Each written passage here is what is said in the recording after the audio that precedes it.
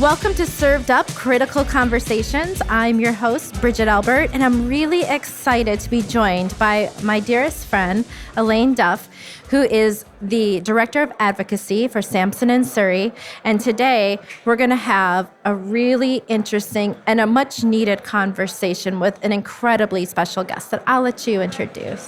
Thank you so much. I'm so excited to be here. So thank you so much for having me on. And today, I'll pass it along to, we have such an exceptional guest here. We have somebody I've been a fan of for a long time, Laura Louise Green. You're a psychotherapist. Yep. You are an organizational well-being consultant. Mm-hmm. You are and the founder of Healthy Poor. Yes. So Laura, it is, as you know, it's such a pleasure. Well, to me, it's such a pleasure, and I hope to everybody else, it's such a pleasure to have you on. But I would love for you to tell us a little bit about yourself and Healthy Poor. Yeah, so I started in hospitality many, many years ago, like so many of us did.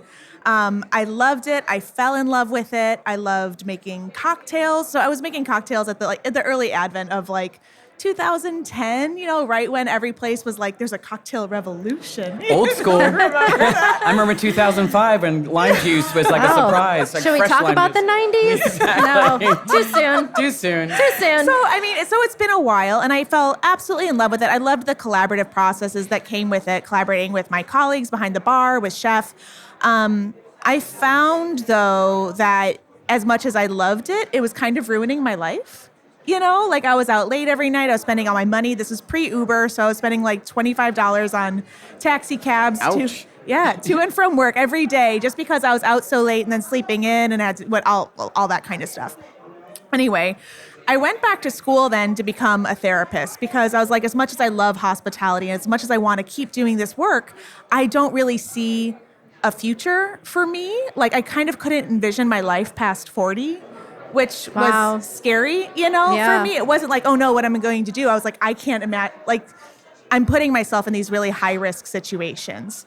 So I studied to become a psychotherapist with every intention of leaving the industry. But as I was studying over those 4 years, my career in beverage started accelerating. I started managing programs. I started managing multiple programs at the same time. And I hit this point that I was like, what am I going to do? I think we've all been there. I really love this. And I also kind of was kicking myself thinking, gosh, there are such wonderful careers available to us in this industry, but why didn't I see it then? So I had all of these questions of why do we behave like this? Why am I out drinking so late? Why did I not see so much potential in the industry for my career that I didn't just have to be a bar owner? I saw a very narrow path of what my life could be like when there was so much more. So I started focusing my clinical work on hospitality and looked my research especially of why are we behaving like this? What is going on here?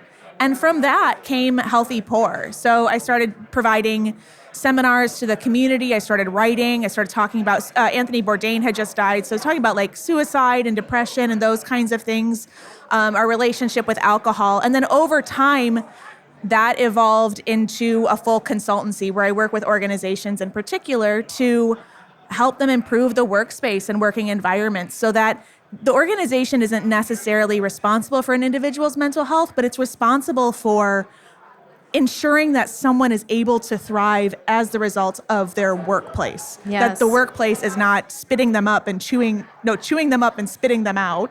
It's more how can we get it so that people come to work and leave better than they started?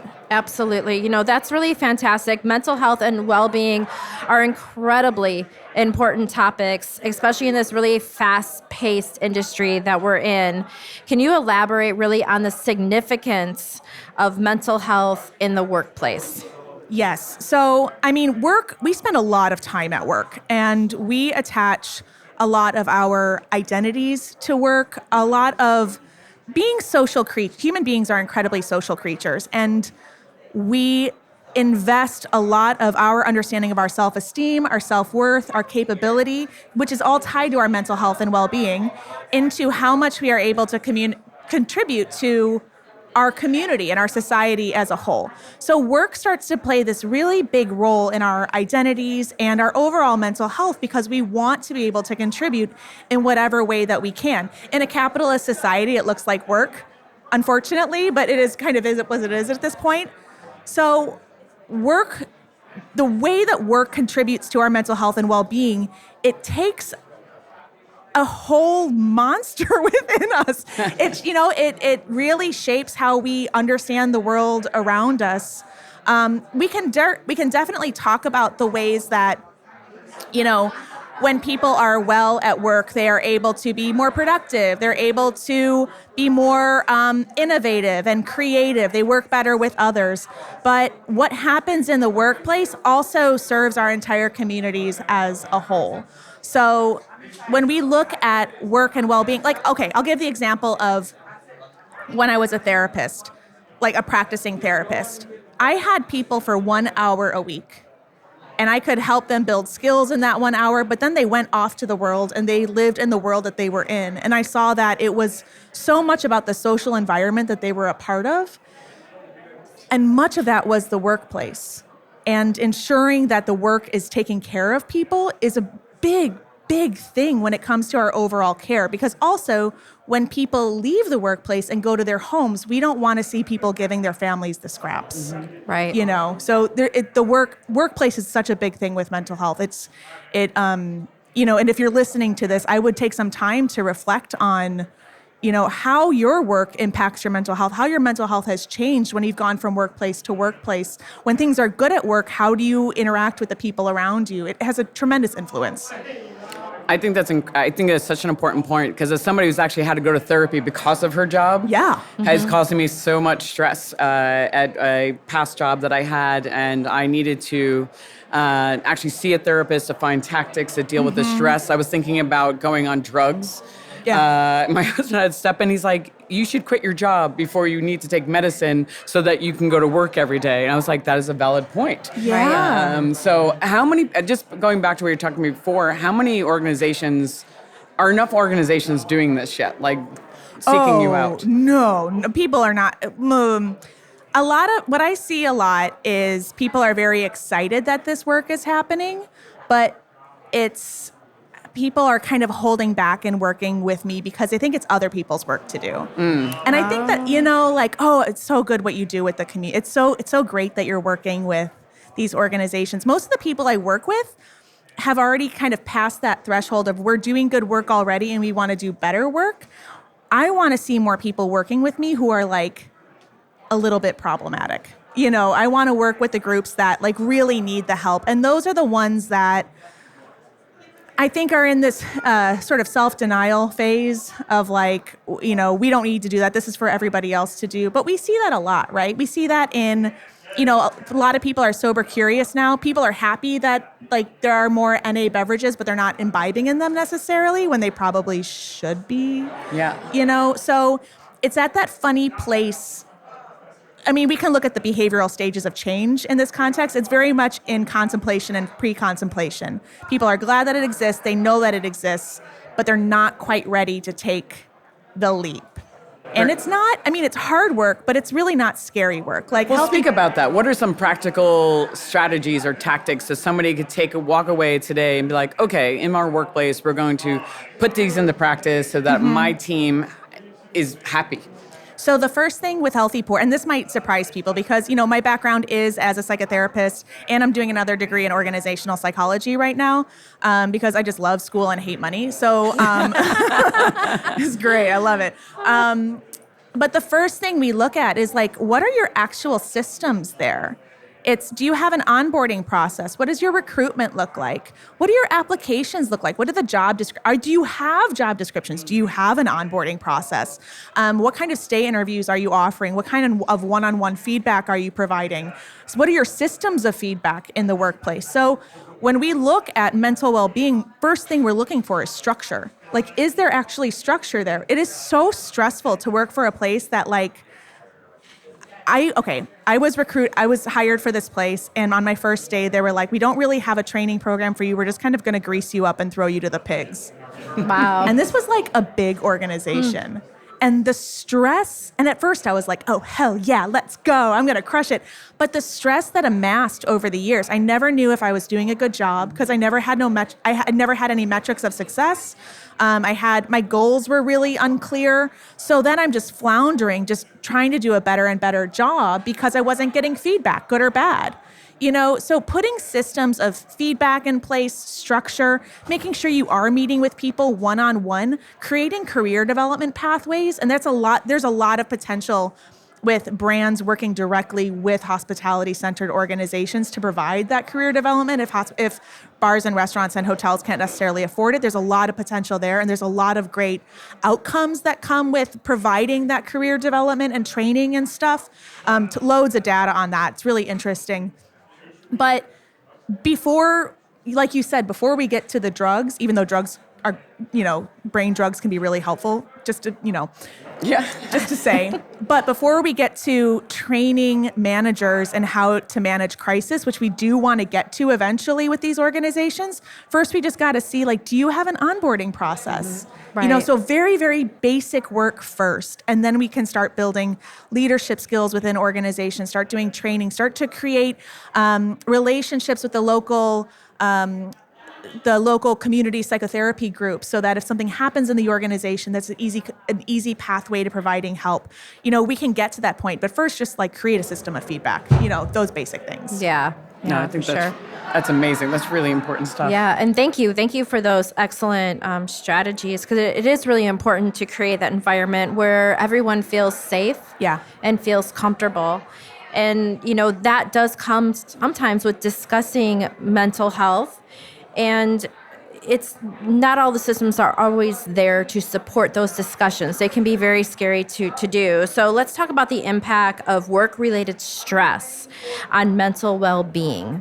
And how do organizations effectively address the stress and manage stress levels?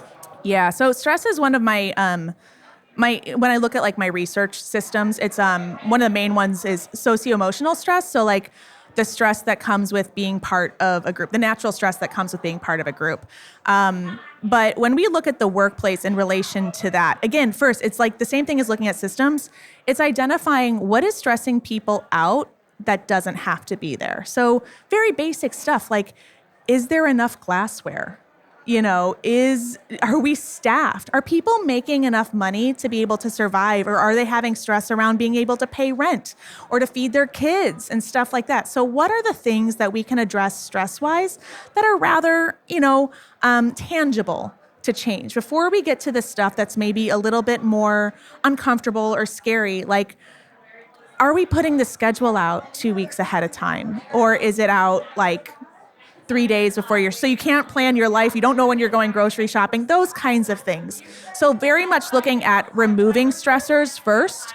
Then when we look at coping and managing with stress, that becomes looking more at the entire system as a whole. So the individual's life and what is stressing them out. And we could talk, there is a dynamic of people are bringing in their own stress, which is, sure. That's a natural thing, right? And in this industry, we find that people are a little bit more stressed out. There is a little bit more emotional dysregulation happening, so they're not able to manage their stress as easily. So that's definitely there. But if leaders can show and model themselves dealing with their stress, so coping effectively, not coping with alcohol, coping in a way that's active and problem solving, talking through things, reshaping how we address conflict is a really great way to help manage and address our stress instead of pointing fingers and blaming, seeing conflict as there's a problem that is conflicting and we need to solve the problem, not solve the person. Different things like that. We can obviously use more stress relief and nervous system tactics like taking 6 deep breaths in the walk-in, or I really like, or screaming in there or crying, depending on your day.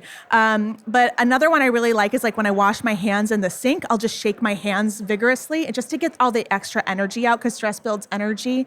It's the same way that my dog will, shake his stress off. We are the same, me and my dog and all humans.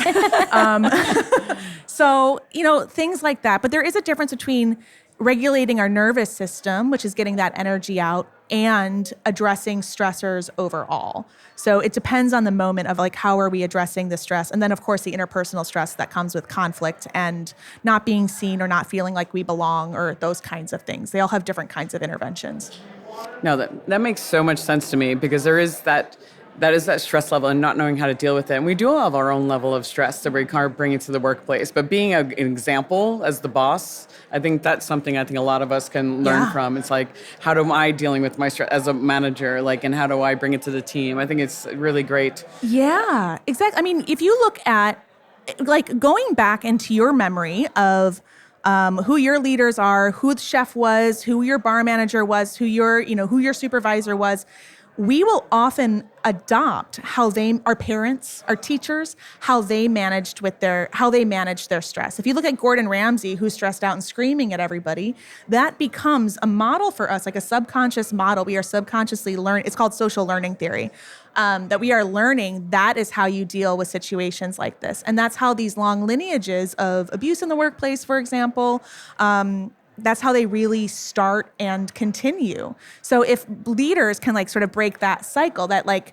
workplace generational cycle, if you will, and manage and show ourselves managing our stress differently, people will use that as the model and then adopt that. So it's so important. No, and that makes so much sense. And also the fact that leadership has such an important role to kind of like setting the, what is the benchmark for mental health workplace, right? So for yourself, it sounds like also empathy has a lot to do with it, like empathy to employees and giving them a place to be able to vent. Is there a fine line between empathy and being too much of a coddler? Yeah, I turn more to compassion, which empathy is a part of. In compassion, we understand why someone's behaving how they are. We can see their perspective. We can see all the pieces coming together, but there's also an element of accountability and compassion to be like, yes, I see why this is happening, but it was still not okay that you yelled at that person or that you went off on that guest or whatever. Like, I can see why this happened and we can problem solve that, but we also have to acknowledge that kind of behavior or whatever is not it, So I really like leaning into compassion more. If we only rely on our empathy, it becomes hard. It becomes hard to be actionable with that. And I remember when I was studying to be a therapist and managing people, it was a hard line to be like, oh, I see why this is. It's like the Matrix, right? You see all like the zeros and ones, and you're like, I see how this is happening. Oh my gosh. And I want to protect people, but at the same time, we do have to change behavior at the end of the day. And we can protect people while changing behavior so that the group at large is healthier. What I see a lot of leaders run into is not knowing where the boundary is of where they should help and where they should hand stuff off.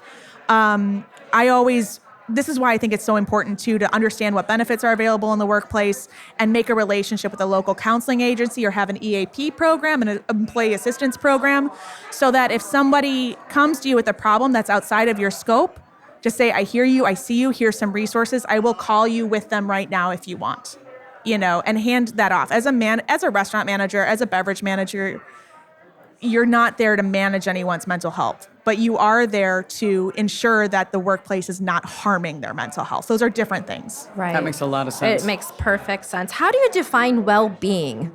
Just being well, and what are practical ways individuals can really prioritize their health in their lives? Yeah, I love this question because well-being is a highly argued word in the academic community. A lot of definitions say that it's about happiness and the ability to be happy.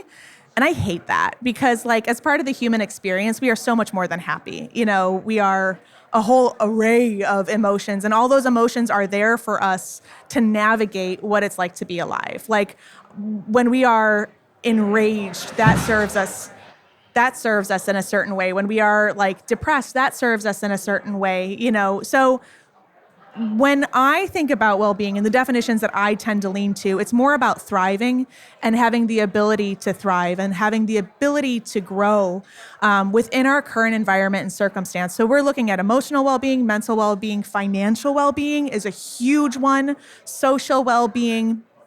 All of these things kind of play into one another. And again, when you're listening to this, think about like, are there areas of my life that are sort of like dragging me down a little bit? Like if my relationships are good, I'm taking care of myself, all of this stuff, but like financially I can't keep up and it's really bringing me into a hole. Then we know where to really hone in and address. If you go to healthypoor.org, there are some worksheets on there that we look at life satisfaction and has all the dimensions of well-being that you can assess for yourself, like where am I doing really well and where do I have to do some work? And then there's a bunch of thought prompts as well that people can use to really figure that out. But the first thing is really finding like what's holding me back and what is really good that I can rely on and come back to. It's very easy to focus on what we don't have when we have all of these other strengths that we can also rely on. If our relationships are in a good place, lean on those relationships in this time, but in terms of how to improve well-being overall, is really dependent on the individual. So I encourage folks to like do a little bit of work in that way and figure out like where do I need extra support and where can I find that? I love that. That's great. Because I will find, I'm sure you've seen this as well. It's like you can go through that list and it's nice to have a few strengths and like to rely back on and say, oh, at least I have these. Because if you might have something that is, it's dragging you down and you've been burying your head in the sand, or that could just be me. But knowing you have those other things to remind yourself, like, my life is not so bad. Like, I have all these other things. I just had this one problem and I should address it. So I love that advice. You know what else I'll say about that is when I do surveys and stuff like engagement surveys, overall well-being surveys with organizations that we look at metrics like employee engagement and psychological safety, career development. So we have all these different constructs and, metrics that we look at. There's usually just one or two things that are down in the dumps and everything else is really high. And it's always a fascinating thing to me because I'll go back to leadership and ownership and say, overall, you're doing really well. If people are just feeling a certain kind of way because of this one thing, it's like a keystone. And so it's the same way with us, but it's a trend that when you have just that one thing that's kind of faltering, it brings everything down. So do not, if you feel like things are spiraling, it's usually just like one or two things, that can be addressed. Like looking at the bigger picture can be really helpful. No, that's such great advice. I was going to say, and we wanted to talk about a little bit the current challenging being faced today. So obviously, we just came off a traumatic, pandemic. Yes. How has the pandemic impacted our mental health, and what can we do to cope with these challenges? So, pandemic, obviously was the nightmare of all nightmares. What I'm seeing in terms of like the sort of aftershocks of the pandemic is that the industry at large has a lot of trauma. So the other area within the socio-emotional stress that I do in my research, I look a lot at developmental trauma. So like childhood trauma, social trauma, racial trauma, socioeconomic trauma, that kind of stuff that might change how we engage with the world around us or understand our stress or understand our social relationships around us. And that includes what we're willing to like tolerate in the workplace, what we deem to be comfortable in the workplace. So if you grew up in a household where your parents are alcoholic and they're yelling a lot and stuff like that, then you might be attracted to a workplace that is also very chaotic and there's screaming people and there's a lot going on. So that's the kind of work that I do in my research and academic life.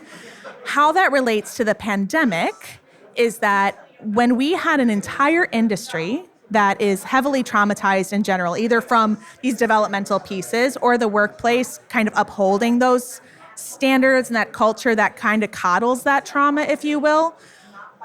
When you add this added layer of uncertainty or sort of social dismissal, like there was not a lot of social support around restaurants and bars. And so people feel a certain kind of way of like, oh my God, do we really not matter? Mm-hmm. What is going on here? Right. And then to come back and much of these environments have not changed.